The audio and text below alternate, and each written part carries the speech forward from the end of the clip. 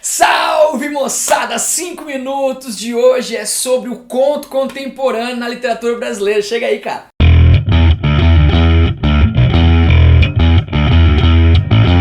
Então, hoje vamos falar sobre o conto contemporâneo brasileiro. A gente chama de literatura contemporânea mais ou menos aquilo que se produz, sei lá, brother, dos anos 60, 70 do século passado pra cá. É meio forçadão dizer que o que foi escrito de repente há 50 anos é contemporâneo, mas é nomenclatura, convenção literária, tá certo?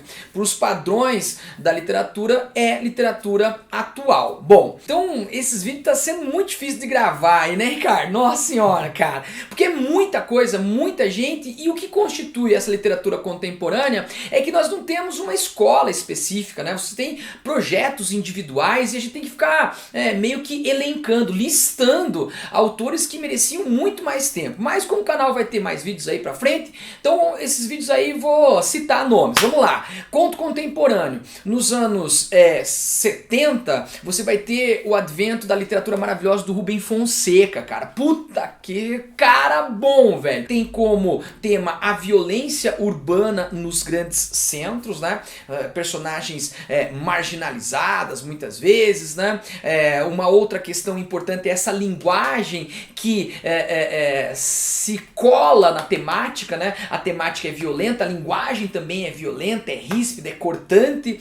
A temática da sexualidade, né? Uma sexualidade muito explícita, e também em Rubem Fonseca você tem o que nós podemos chamar de um realismo, um hiperrealismo, né, nos seus romances, e um diálogo com a literatura policial, com os romances policiais. Obras do Rubem Fonseca, 3 grandes obras de contos, né, que iniciam sua carreira: Lúcia McCartney, Feliz Ano Novo e O Cobrador, 3 obras-primas da literatura brasileira. Lembrar que ele também escreveu romances, né? Romançaços, como por exemplo A Grande Arte, Agosto, que tematiza o suicídio do Vargas, Bufo Spallanzani, uma galera. Esse é Rubem Fonseca. Outro grande contista contemporâneo é Dalton Trevisan, o famoso Vampiro de Curitiba, que estreia na literatura brasileira com a publicação da revista Joaquim em 1946, e ele, ao lado de Rubem Fonseca, é um grande mestre da narrativa curta, dedicou sua carreira quase que integralmente aos contos. Sua linguagem é extremamente minimalista, extremamente concisa, né?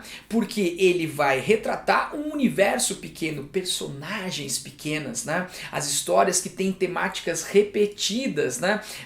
Como os mesmos Joões e Marias, vivendo os mesmos relacionamentos doentios, né? E isso nós chamamos de repetição, ou podemos chamar também de estilo. E em questão de estilo, Dalton Trevisan é um dos insuperáveis contistas brasileiros. Quais são suas principais obras? Novelas nada exemplares, Cemitério de Elefantes e também, obviamente, O Vampiro de Curitiba. E muito mais obras aí contemporâneas, Desgracida, Macho não Ganha Flor e outras. Outro contista contemporâneo é Murilo Rubião, que também começa a produzir nos anos 60, 70 do século passado, e tem como característica o realismo fantástico, tá certo?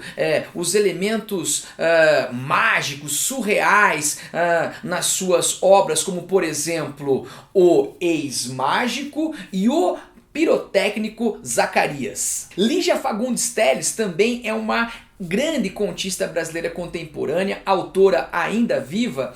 E quais são as características de Lígia Fagundes Telles? Ela vai retratar um universo intimista, psicológico, né, que às vezes dialoga com a obra de Clarice Lispector.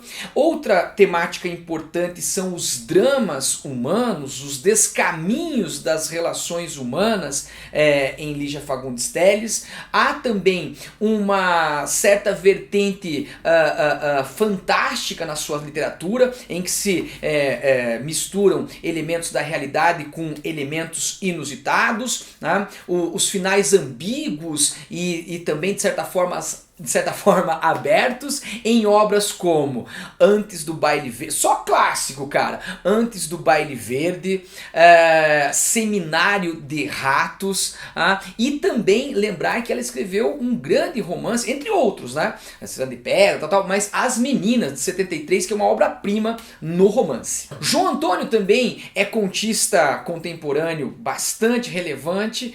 Ele é um autor que vai enfocar, né, os personagens marginais, né, o submundo, né, do Rio de Janeiro, de São Paulo. O João Antônio vai colocar como personagens prostitutas, cafetões, leões de chácara, traficantes, viciados.